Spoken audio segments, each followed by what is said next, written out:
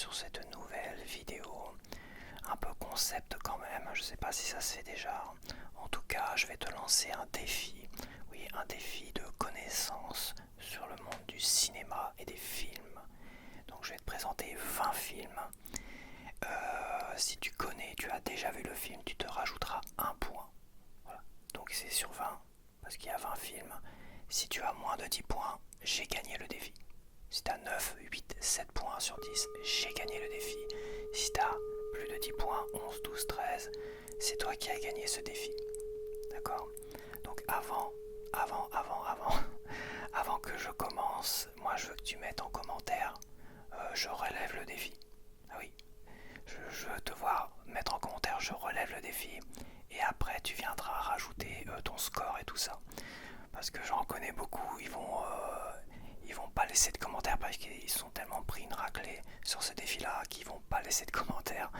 Donc moi je veux te voir relever le défi en commentaire, là, tout de suite. Donc tu mets pause, hop, relever le défi. Et après tu fais le défi. Et après tu reviens donner ton score ou tu fuis, tu t'échappes, tu supprimes ton commentaire peut-être. Mais de toute façon c'est pas grave, je vais le voir. Je vais voir s'il y a les commentaires qui ont été supprimés, tout ça. Enfin peut-être pas, mais... Donc voilà. Bah je vais peut-être commencer, hein. De toute façon on va pas tergiverser pendant 107 ans. Donc ok, c'est parti. Alors oui, comment dire, c'était pour l'affiche, hein. Évidemment, Titanic ça ne compte pas dans les 20 films. Oui, je préfère comme le préciser au cas où il y en a qui seraient venus juste pour dire ah, il y a Titanic, ah, c'est bon. Tranquille.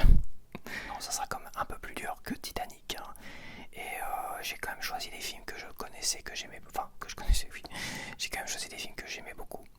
Voilà, c'est quand même des films que j'aime beaucoup pour la plupart. J'ai pas pris des trucs vietnamiens, chinois et tout ça. Et oui, j'ai des trucs vietnamiens, chinois et tout ça. Donc peut-être dans des prochains défis, je serai un peu plus... des trucs un peu plus connus et des trucs un peu moins connus quand même. J'essaierai d'équilibrer un peu plus si tu as apprécié évidemment ce concept. Après je verrai peut-être pour d'autres, pour les CD, les groupes et les albums de musique. Je pense que là, ça sert à rien que je le fasse parce que je pense que je gagnerai à coup sûr. Pour les films, j'en suis moins sûr. Je sais qu'il y a des grands connaisseurs de cinéma. Donc j'en suis moins sûr. Et dedans, bah, t'as des grands acteurs malgré tout. Et t'as aussi des grands réalisateurs. T'en as un, il est particulièrement connu. Même deux, je crois. Donc on va voir ça tout de suite. Donc bah, je vais commencer. Si t'es prêt ou t'es prête, je vais commencer. Allez, c'est parti avec le premier. Et Wayne's World.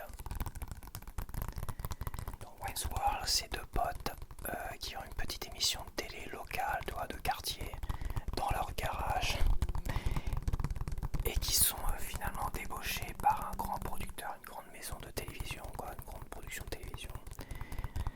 Et ça va pas se passer comme prévu, évidemment. C'est un film vraiment déjanté, humoristique, années 90, autour du métal, quand même, du hard rock et du métal. Excellent film quand même, moi j'adore. Film culte pour ma part. Donc voilà, attends, check. Ça c'était le premier. Donc est-ce que tu l'as déjà vu ou pas? Un point ou pas? Deuxième film, Fantôme en fête, avec Bill Murray. Donc c'est un film de, comment il s'appelle, le réalisateur? Richard Donner. Richard Donner, c'est à qui on doit L'Arme Fatale 1, 2, 3 et 4 par exemple. Et Maverick aussi. Et aussi je crois Superman les premiers. Le premier en tout cas.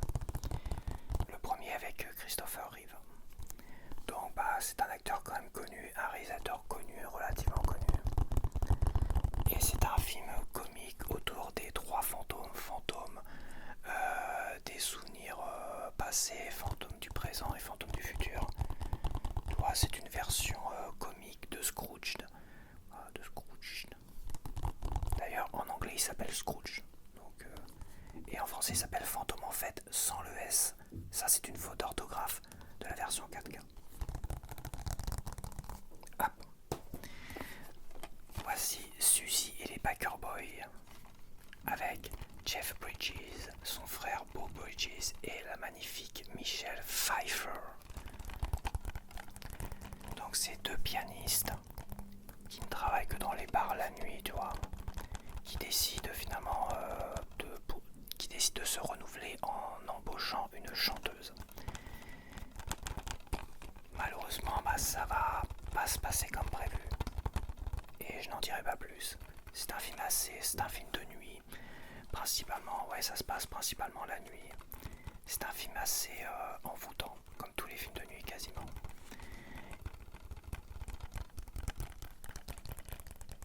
Un film glamour sur la musique jazz aussi. Et Michelle Pfeiffer chante réellement dedans. C'est vraiment elle qui chante. Ah, ça c'était le troisième. Pour l'instant ça va quoi, non? Allez, tiens, un réalisateur super connu. Black Rain. Donc le réalisateur, il a réalisé des grands chefs-d'œuvre du cinéma, dont Alien, le 8e passager. C'est Ridley Scott. C'est avec Andy Garcia et Michael Douglas. Donc c'est deux flics, dont un flic un peu bourru qui a des problèmes avec la justice, avec les bœufs carottes, et qui arrêtent un mafieux japonais. Alors je sais plus où ça se passe, aux États-Unis. Qui arrête un mafieux japonais à New York. Voilà, ça commence à New York. Donc il arrête un mafieux japonais à New York et qui sont censés l'escorter au Japon. Malheureusement, ça va pas se passer comme prévu. Ils vont se retrouver dans un Japon qu'ils ne connaissent pas du tout, quoi. Les coutumes, les mœurs japonaises, avec une mafia omniprésente quand même. Et j'en dirai pas plus. Et voici L'ombre et la proie, toujours avec Michael Douglas, mais avec aussi Val Kilmer. Le réalisateur, attends, est-ce que le réalisateur est connu? Oh putain, c'est rouge, je vois rien avec le rouge. Stephen Hopkins, ça me dit quelque chose, mais là franchement. Donc c'est un film d'aventure qui se passe en Afrique sur une histoire, on va dire, qui s'est vraiment passée avec des lions. Avec des lions dévoreurs d'hommes. Donc ils envoient un gars pour... Lui c'est plus un gars qui est là pour monter des ponts en fait. Sa spécialité c'est monter des ponts et s'assurer que les ponts soient montés en temps et en heure. Sauf qu'il y a des lions dévoreurs d'hommes qui posent problème, donc ils embauchent une sorte de baroudeur, Michael Douglas, pour essayer d'abattre et piéger les lions. Mais évidemment, ça va pas se passer comme prévu. J'ai l'impression que je me répète depuis tout à l'heure. Ça se passe jamais comme prévu. Voilà, et c'est basé sur des faits réels. Ça s'est vraiment passé, cette histoire de lion dévoreur d'hommes.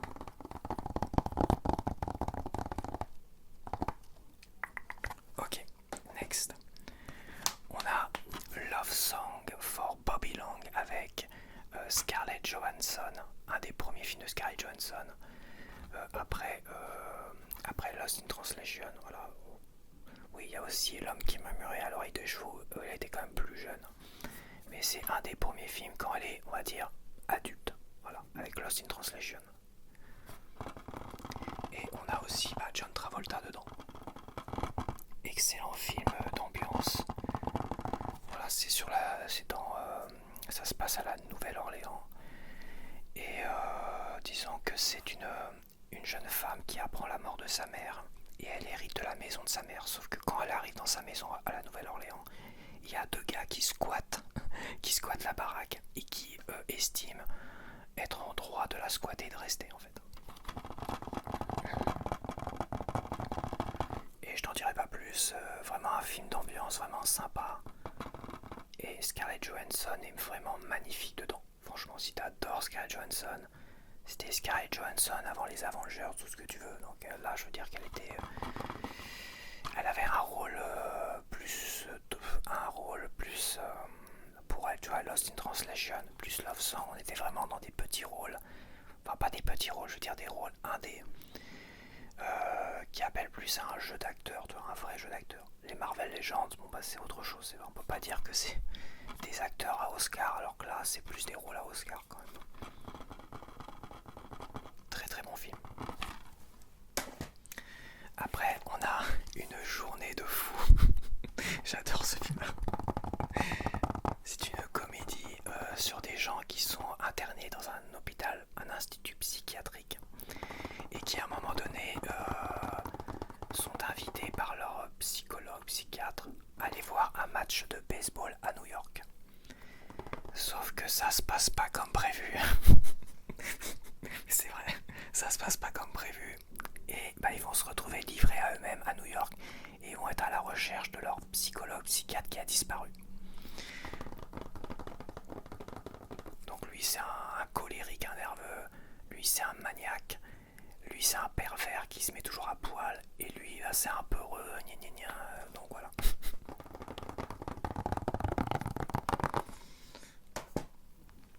Après on a American Flyers et le titre français c'est le prix de l'exploit.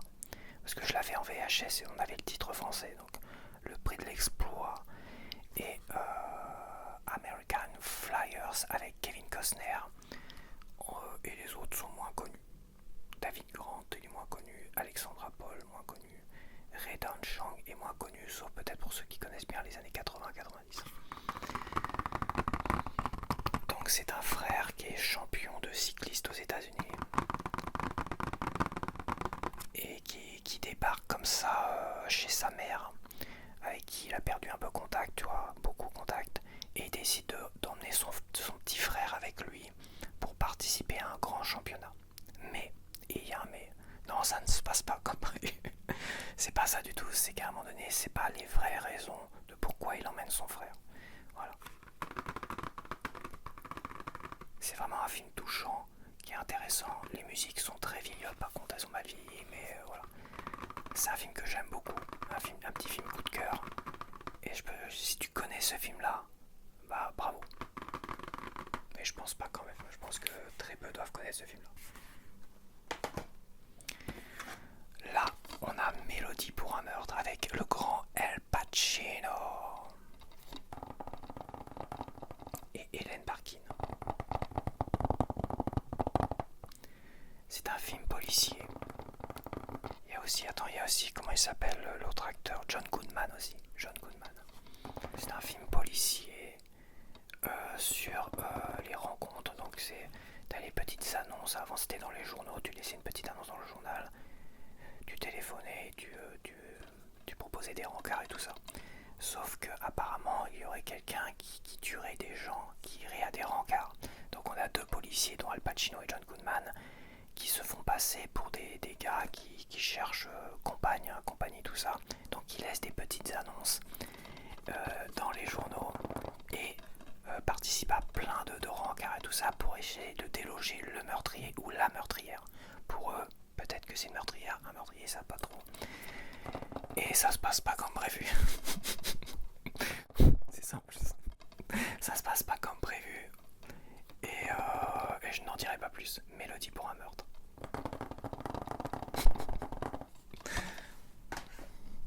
On a, celui-là je pense que voilà, et on a Millennium Mambo, un film chinois. Le réalisateur c'est comme un grand réalisateur, là-bas c'est Ao Xian. Je suis désolé. C'est avec Shuki, une actrice très connue à l'époque, surtout là-bas, Shuki. Tu peux la voir dans Le Transporteur avec Statham, le tout premier. C'est elle. Donc c'est un film d'ambiance qui se passe en Chine et au Japon aussi à un moment donné. Donc c'est une femme qui a un petit ami jaloux et violent, et qui se tourne vers une sorte de petit caïd local, quoi, une sorte de petit caïd. Puis en fait, elle rêve de partir très loin en fait. Je sais plus où d'ailleurs. C'est un film d'ambiance, elle n'a pas vraiment de but dans la vie, quoi. C'est une tranche de vie de cette personne-là qui est prise entre un petit ami et un petit caïd. Une sorte de petit mafieux, tu vois. Voilà, donc il n'y a pas vraiment d'histoire, quoi. C'est vraiment une tranche de vie, c'est un film d'ambiance. Et un film de nuit qui se passe principalement la nuit. Donc très très bon film. Ok. On a Airheads Radio Rebel avec Brendan Fraser, Steve Buscemi et Adam Sandler. trois acteurs connus. C'était avant La Momie, je crois, pour Brendan Fraser.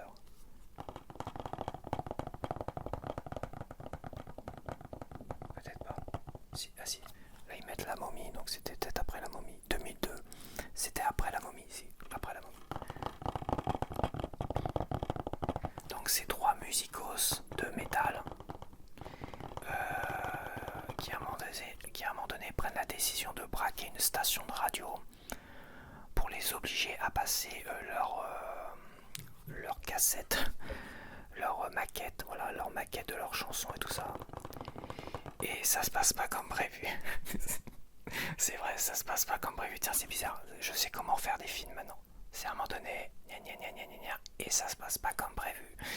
Donc oui, ça se passe pas comme prévu parce que voilà, et je n'en dirai pas plus. Donc c'est une comédie et c'est une super comédie. D'ailleurs, tu vois t'as le chanteur de Motorhead, t'as Lemmy, hein. T'as Lemmy dedans, je crois. Tu dois le voir. Ça commence avec une chanson de Motorhead, mais tu dois avoir Lemmy dedans. Tu dois voir le chanteur de Motorhead qui est décédé aujourd'hui. Voilà. Après, on a Ed TV.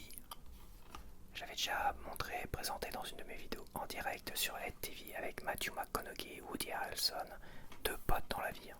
Deux acteurs potes dans la vie, Elizabeth Hurley et Jenna Elfman, moins connue. Ah, t'as aussi, comment il s'appelle celui-là, Dennis Hooper dedans. T'as Dennis Hooper aussi. Donc c'est une comédie autour de la télé-réalité avant qu'elle n'existe, avant qu'elle se répande en fait. C'était un film précurseur sur la télé-réalité en fait. Et le concept même est juste fou. Donc c'est un gars qui décide de faire sa life suivi de caméras H24 en fait. Donc il fait sa vie, il se balade dans les rues, voilà, il rencontre du monde et tout. Et c'est plutôt pas mal, c'est vraiment intéressant. Et c'était un peu les dérives de la télé-réalité avant qu'elle se répande. Alors aux États-Unis ça existait déjà. Je crois qu'en France t'avais pas encore Love Story, truc comme ça. Quasiment sûr que non, c'est un film de quand ça? De 2001, 2002 je crois. 2003. Je sais pas, 2003, je sais plus. Donc c'est un film de 2003, donc tourné en 2002. Et super film, super comédie. Hop, on a Melody. New York Melody. Ah, même moi le titre, c'était New York Melody le titre, voilà.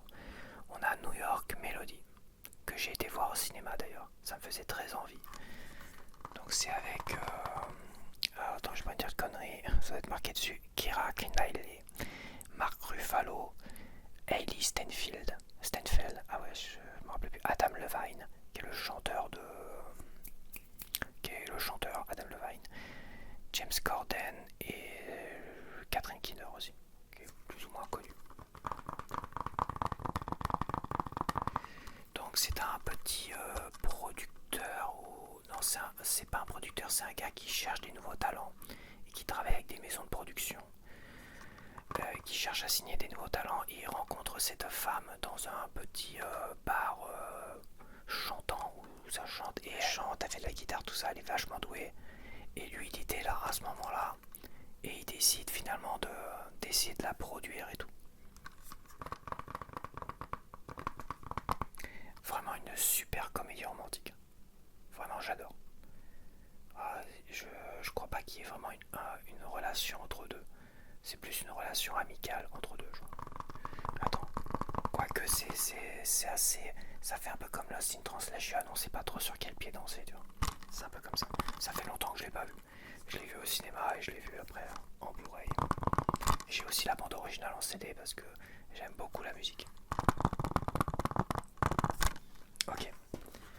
Après on a Jennifer 8 avec Andy Garcia et Uma Thurman. Il y a aussi que j'aime beaucoup Lance Erickson dedans.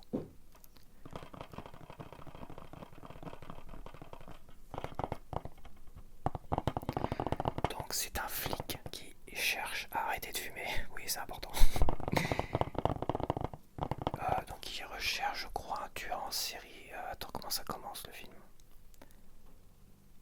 Ouais, il enquête sur la mort d'un jeune homme d'un jeune inconnu dont les restes mutilés ont été retrouvés dans une décharge publique.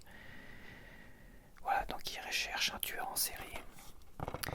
Et dans sa recherche, il tombe sur une femme qui est aveugle. Et il va tomber sous son charme et ça va très mal se passer. Ça va mal se passer comme d'hab. Etc. etc. Et j'en dis pas plus. J'en ai déjà trop dit. Et voici Breaking Out the Dead, à tombeau ouvert, le titre français, avec Nicolas Cage, Patricia Arquette et John Goodman encore, tiens, Ving Rhames et Tom Sizemore. Donc c'est un grand réalisateur. Alors, je ne veux pas te laisser la surprise parce que c'est marqué dessus, hein, c'est marqué là. De Martin Scorsese qui a pour thème principal pour la plupart de ses films, peut-être pas pour La couleur de l'argent, mais la plupart de ses films ça parle de New York à différentes époques, comme avec Gang of New York ou là Le temps de l'innocence, ou de manière un peu plus récente avec sur les ambulanciers de nuit à New York. Donc c'est un ambulancier de nuit qui commence à péter un câble, à halluciner et tout. Et c'est un film un peu d'ambiance, c'est un film de nuit. C'est un film de nuit de Martin Scorsese. Et pour moi, c'est mon préféré de Martin Scorsese avec Le temps de l'innocence et La couleur de l'argent. Pour moi, c'est mon préféré de Scorsese. Pour moi, c'est le plus inspiré de Martin Scorsese parce que je trouve que c'est un film assez touchant, délirant et vraiment prenant. Et c'est un film de nuit et tu sais à quel point j'adore les films de nuit à ambiance et tout ça. Quoique là on est moins dans un film d'ambiance, quoique quand même. Les musiques sont vraiment, t'es dans un univers incroyable. Non, c'est vraiment un film incroyable. Voici Un beau jour avec George Clooney et Michelle Pfeiffer. Alors il y a beaucoup de Michelle Pfeiffer, hein. J'en ai 3 devant moi là. Enfin 3 avec celui-là. Et je t'en ai déjà présenté un je crois. Ah bah non, il y en a 4. Il y en a 4, donc il y a 5 films avec Michelle Pfeiffer. Attends, oui il y a 5, il y a Baker Boys. Donc George Clooney et Pfeiffer, ça reste quand même 2 acteurs connus. C'est une comédie romantique fin des années 90 que je trouve exceptionnelle, que j'adorais. Je regardais ça en boucle. C'est un film qui était vraiment chill. C'était avant la SMR, bah, je regardais des films comme ça qui me détendaient. Tu vois, ça m'inspirait, ça me détendait. Donc petite comédie romantique vraiment sympathique avec 2 acteurs incroyables. J'adore Pfeiffer et j'adorais George Clooney à l'époque. Non pas que je l'aime plus aujourd'hui, c'est que il a fait quand même beaucoup de films après que j'aimais beaucoup moins. Mais à l'époque de Urgence, il a fait les premières saisons dans Urgence et ce film-là entre autres. Voilà, là j'aimais beaucoup George Clooney. Un couple extraordinaire au cinéma. Et on va continuer toujours avec Michelle Pfeiffer et Al Pacino. Tu vois, il y a quand même des films aussi avec Al Pacino. Et Frankie et Johnny. Donc on a une comédie romantique mais un peu tristounette quand même. C'est une comédie pas dramatique. Mais il y a quand même un côté dramatique. C'est un film de Gary Marshall. Gary Marshall, je crois que c'est lui qui a fait... il a fait d'autres comédies mais j'ai pas envie de m'avancer et de dire des conneries. Je me demande si c'est pas Gary Marshall. Ah non, je vais dire une connerie. En tout cas, il a fait un film avec Julia Roberts et c'est Juste Mariette, je crois.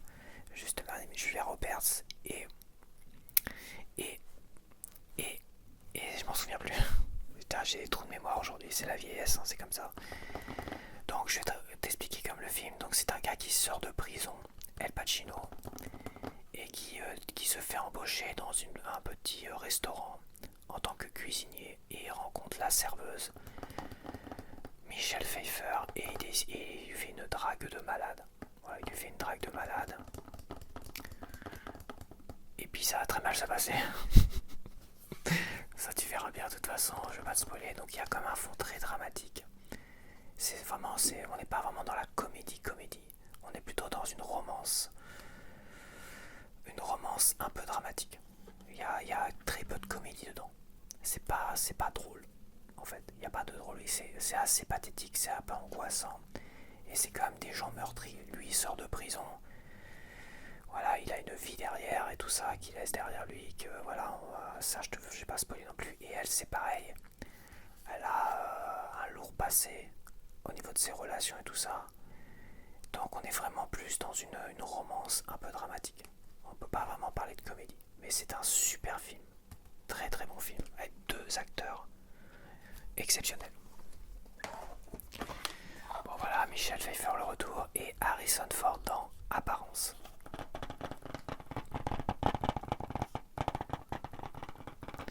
Donc c'est un film fantastique, on va dire.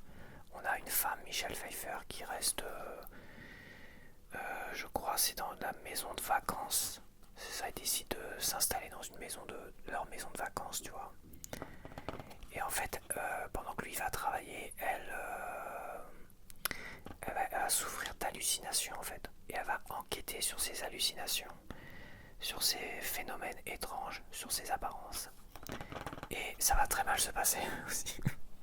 Et ça franchement, je peux pas spoiler. Je peux pas spoiler, mais Harrison Ford est à contre-courant dans ce film-là. Quand même. Et Michel Pfeiffer, fidèle à elle-même, hein, c'est Michel Pfeiffer, magnifique comme d'habitude. Donc, Michel Pfeiffer encore avec Mel Gibson et Kurt Russell. Il y a aussi Raoul Julia dedans, notamment. Donc Tequila Sunrise, c'est un film glamour, il se passe pas grand chose, c'est pas un grand film d'action, c'est pas une comédie romantique, c'est une romance entre une serveuse dans un bar chic, voilà, une serveuse chic dans un bar chic, un ancien trafiquant de drogue qui cherche à se reconvertir et un flic qui cherche à finalement, je vais pas dire qu'il cherche à capturer ce trafiquant de drogue, il cherche à le mettre en prison parce que c'est 2 potes en fait, c'est 2 amis d'enfance. Ces 2 amis d'enfance qui d'une certaine manière vont tomber sous le charme de Michel Pfeiffer. Mais lui, il va être obligé, si il le dit lui-même, si je veux bien faire mon boulot, je vais être obligé d'arrêter mon pote. Voilà, alors que l'autre qui l'oblige à arrêter son pote, c'est un connard, il aimerait bien lui... Bref, je vais pas spoiler non plus. Donc ça reste un film vraiment glamour et un film incroyable sur des plans. T'as des gros plans sur... À un moment donné, entre Mel Gibson et Pfeiffer, ils sont dans une scène où ils sont à l'intérieur, mais tellement lumineuse. Et ils échangent dans cette scène, évidemment. Et dans cette scène-là, c'est une scène qui m'a le plus marqué dans ce film-là. T'as des gros plans sur le visage de Pfeiffer et de Mel Gibson. Ils ont des yeux incroyables. C'est là que tu te rends compte que ces 2 acteurs-là, c'était 2 des acteurs les plus beaux, moi, à l'époque, parce que tout le monde vieillit, évidemment. Et faut voir au moins en... Et c'était en DVD, j'aimerais bien le voir en Blu-ray, en 4K, s'ils arrivent à le sortir un jour en 4K. Cette scène-là est juste extraordinaire. Là, tu te rends compte qu'il y a des gens, ils sont tellement beaux, tellement extraordinaires, que toi, t'es qu'une grosse merde à côté. Et ça va très mal se passer. Et ça se passe très très mal pour toi, en fait, juste pour toi. Non, vraiment un film glamour que j'aime beaucoup. C'était un de mes films coup de cœur quand j'étais jeune adulte, on va dire fin d'adolescent, jeune adulte. Et c'est mon tout premier DVD acheté en 99. Voilà, en 99. Et on va finir avec Michel Pfeiffer, non pas du tout. Et on va finir avec Tremors, un film avec Kevin Bacon et Fred Ward. Fred Ward qui est décédé il y a quelques années quand même déjà. Donc c'est un film d'aventure horreur, on va dire, qui m'avait toujours fasciné. J'en avais déjà parlé parce que j'avais été voir quand j'avais 11 ans, j'avais été voir Batman de Tim Burton au cinéma tout seul. J'avais pas forcément le droit parce que c'était interdit au moins de 12 ans. Mais on m'a quand même laissé rentrer parce qu'il y avait personne, c'était un été, bon voilà.